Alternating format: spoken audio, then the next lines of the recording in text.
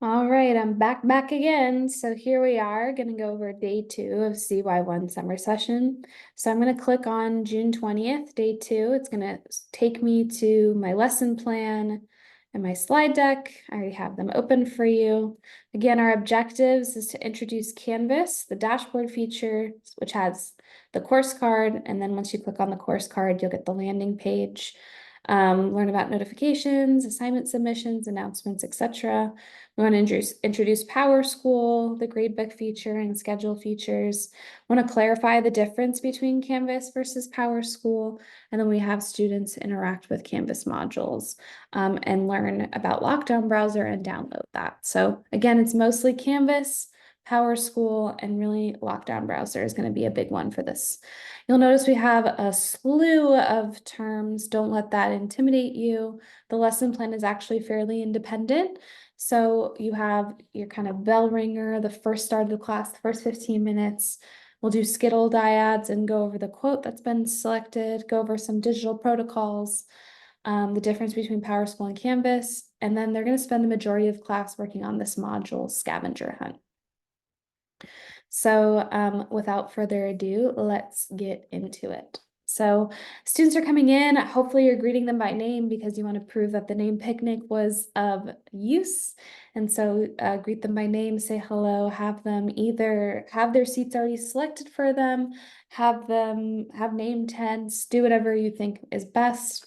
They should be, as they're coming in, opening up their planners to page 25. If you notice they're not turning it to page 25, then just gently prompt them to go to their planners and fill out page 25. What does this quote by Nelson Mandela mean to you? How does it represent our grad value of being open to growth? As soon as the bell rings, I'll take attendance. I'll start the timer. Again, depending on your class, I like music. Some classes don't. You could always mute your microphone. Go ahead and pray the sushi pay before we get started. Does anyone remember what day this is prayed on? Hopefully a student volunteer says Monday. And then what's our call and response? If I say St. Ignatius of Loyola, how do we respond? Raise your hand. Thank you. Pray for us. Let's go ahead and get into it. So either have a student volunteer pray or pray yourself. Remind students of our norms, that there are 6 of them. Challenge them to select a different norm than they did the other day. If they're not sure what norm they chose the last time, it's the page literally right next to the one that's open right now. So have them do that. And then finally, let's get into our agenda. So today we're going to do a thing called a Skittle dyad. What's a dyad again? Good, it's a pair. We're going to go over Canvas versus Power School, and then we're going to go on a scavenger hunt. So without further ado, my TA is going to pass around Skittles for each of you. You're going to use the Skittles as conversation starters and ask your partner questions to get to know them better. Red means embarrassing or most memorable moments. Orange means goals. Purple means achievements. Yellow means hobbies. Green means favorites, food, vacation, card type, etc. We're gonna do 7 minutes. And so again, if you don't run out of things to say, maybe ask questions like when it comes to favorites, what's your least favorite food could also be just as important as what's your most favorite food. Where do you want to go on vacation? Where would you never want to go on vacation? Do you have a really important hobby that you like? What's your favorite thing in that hobby? So ask follow-up questions, remind them of that active listening skill of how lean in, ask follow-up questions, paraphrase, show that you care, and enjoy a little sugar rush while we're at it. So you'll start the timer. I always have, if there's odd numbers, have the TA pair up. If not, some advice that I would give is just have your TA walk around and make sure that conversations are happening. Sometimes I found that facilitators in the past have paused around the 4-minute mark and do sort of like a, hey, how's it going? Like, who can tell me the most embarrassing moment their most embarrassing moment, most memorable moment? I'll tell you mine. So you can model for them as well. Let's go ahead and get into the discussion. It's always impossible. It always seems impossible until it's done. How did you all reflect on this quote? What does it mean to you? How is it connected to open to growth? Excellent, excellent, excellent. Get some student volunteers. Fantabulous. All right. We're just gonna go over a couple things. Today is a heavy tech day, so kind of give them that that forewarning that today is a lot of tech. We'll be using our laptops a ton. So just let them know that they're expected to have a fully charged MacBook when they come into class. They're gonna pause and turn off their notifications. Remind them that a lot of them will be tempted to add iMessage to their laptop computers. We recommend that they do not. Mute their sounds, close extra tabs, and we have this 45-degree, 90-degree procedure that a lot of teachers use. So when I'm talking to my class and I want their attention not on the screens, I'll say 45 degrees, and it means that they put their laptop lid 45 degrees. Sometimes they'll close them, and then when I say 90, they open it. So practice that with them. 45, 90, 45, 90, 90, check it, and then 45. Excellent. All right. Also, let's go ahead and work on pausing our notifications. So I'm going to pause my notifications. I'm going to click on this little toggle. Some of you will say focus or do not disturb. I only need you to do it for 1 hour for the class, but sometimes I would recommend if you are the type of person that's really glued to your devices, maybe until tomorrow morning. So you click on that, and then that's something that's really important that your teachers need to know, that your notifications are off and that you're fully focused on them. Excellent. So then at this point, I would tell them to put their laptop lids 45 degrees. And then this is the lecture portion. So does anyone know what these two logos are? Hopefully one will say Power School, the other will say Canvas, or help them out. So first we're going to get into Power School and how are these two things different? This is where I invite the TA to articulate what they think Power School is versus Canvas and how they use it, because it's great when it comes from student voice. If your student is struggling to articulate the difference between Power School and Canvas, Power School is our gradebook.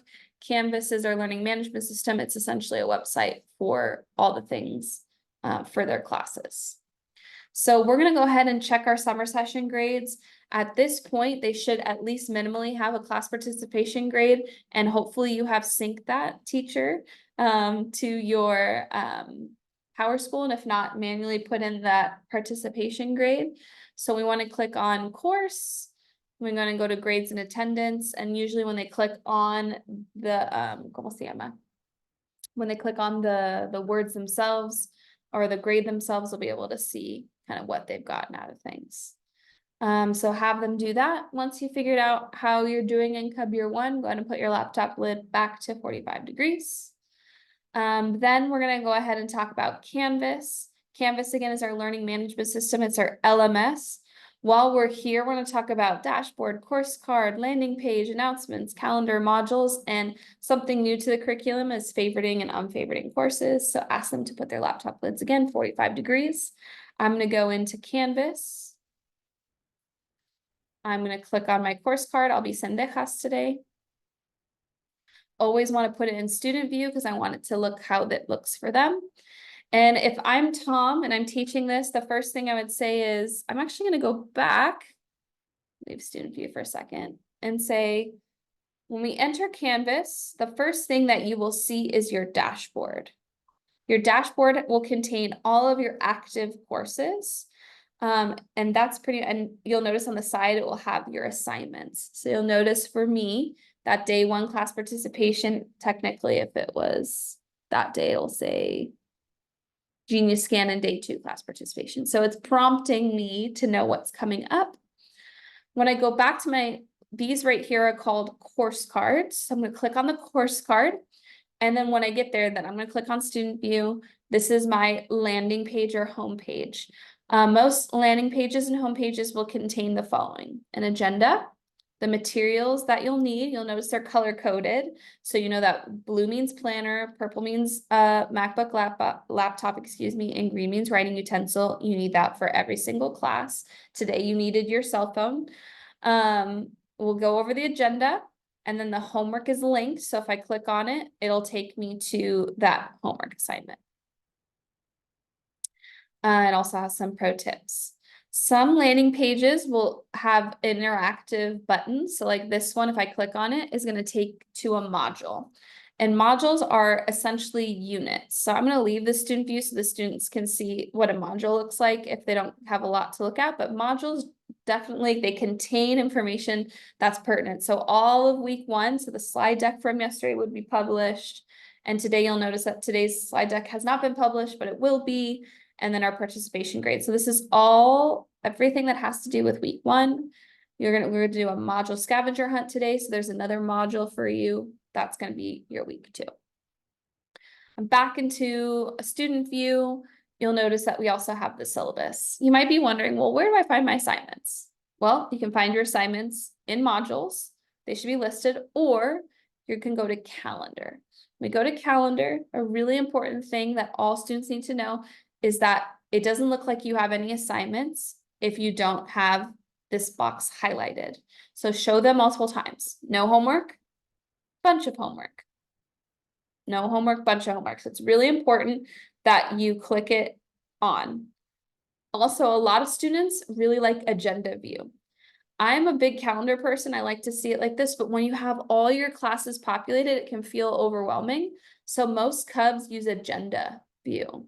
We also have a week view, and it's kind of by timeline, so that could be helpful, but I will say majority of Cubs like this agenda view. It gives them sort of a lay of the land. It gives them a list, and a lot of students like the listing feature. I'm going to go ahead and go back to my dashboard, leave student view for now.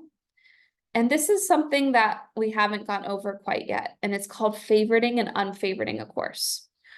When I go, and so again, I'm Sendejas, if I go to my courses and I decide to all courses, notice that anything that has a star next to it means it's published and favorited. If I were to unstar Sendejas' class and go back to my dashboard, it disappeared. Where could it be? Am I all of a sudden not in Sendejas' class? This happens to Cubs a lot, and they freak out and they're like, I don't know where my course card went. Again, go back to courses, all courses, and we're gonna favorite Sendejas' class again. So have them practice this. Have them practice favoriting and unfavoriting when they open up their laptop lid. So go ahead and open up your laptop lids 90 degrees. I'd like you to practice favoriting and unfavoriting. Once we've done that, let's go ahead and favorite. Make sure we keep my class open. Go ahead and put your laptop lid 45 degrees. Yep, I did everything but announcements, and you'll be able to do announcements because you'll send an announcement homework reminder. All right. Next thing we're going to do is called a module scavenger hunt. You already saw when we went over modules that there is kind of a list of things for you to do. So there are 2 assignments under one. So it's, are you calendared and are you sure you're calendared? Are you a wordsmith and are you locked in? You need to complete 3 of the 4 assignments by the end of today's class. So these 3. If you are done, you can go ahead and do the special sauce. So there's a quiz, are you quizzical and are you professional? And those are 2 optional assignments that could give you some little extra points, but don't worry about the extra points because I want you to focus on the 1, 2, and 3. So I'm going to get out of my slide deck. I'm going to model again for them. So I'm Sendejas' class. I'm going to go to modules. Click on Are You Calendared? From a student perspective, they're going to go ahead and go through this. Once they're done, they'll click next. They'll do this next portion. Next. This is where it might be tricky for students. They need to use MLA format, so they need to go into their planner, learn about MLA format. They need to retitle their Google document, and they're writing a 6-word memoir, telling their life story in 6 words, or telling us why they chose Loyola in 6 words. We want them to be thoughtful, be creative, come up with something that really resonates with them. Once they're done with that, they're going to go ahead and do, are you locked in? This is the step. This is why it's step 3 is the hardest step of the module scavenger hunt. It's the one that requires them to read, which sometimes does not work out for our students. And they need to follow these instructions. And there are screenshots and arrows and everything that you could possibly imagine that's there for them. I'm actually going to get rid of the classic quizzes because we're not doing that anymore. And now they'll be asking, what's the code? What's the access code? It's in the instructions. So if you read carefully, you would know. So once they've done that, then they can return back to their estoy. they can return back to their Canvas module and take the quiz. And this quiz is pretty, let me show you. This quiz is pretty, not silly is the wrong word, but it's fairly easy. Oh, so is our mascot a bear, a lion, cub, or a tiger? Match the quotes. What did Nelson Mandela say? What did Will Durant say? We spent time on that. Who won our last CIF championship? What was the name of our last musical production? It literally says it, but you know, reading is fundamental. Submit, exit preview. Majority of the kids are going to get high grades. I think I allow them to retake it once if they didn't get a grade that was as desirable. Once they're finished with this quiz, I'm gonna exit out of this. Then they can work on a quizzes. So click here. And then second is if they want to create their own professional email signature. So it goes through sort of the instructions of how to do that. So again, we're just really trying to set the students up for success in their Cub Year 1. This is extra. What we're really hoping for at the end of the day is that they get, at the end of the day, we're really hoping that they get a, just a lockdown browser downloaded would mean the world, because on day 3, they take a quiz. So once they do that, if they have extra time, which some of them might, if they're really tech savvy, have them work on their homework. They've got Canvas 101, course contract. They just need to be ready to submit that and Genius scan that. And then they also need to have those apps downloaded onto their phones. See you next week. CY1 day 3 is Tuesday, June 25th. During this time, it might be a great idea to play some music.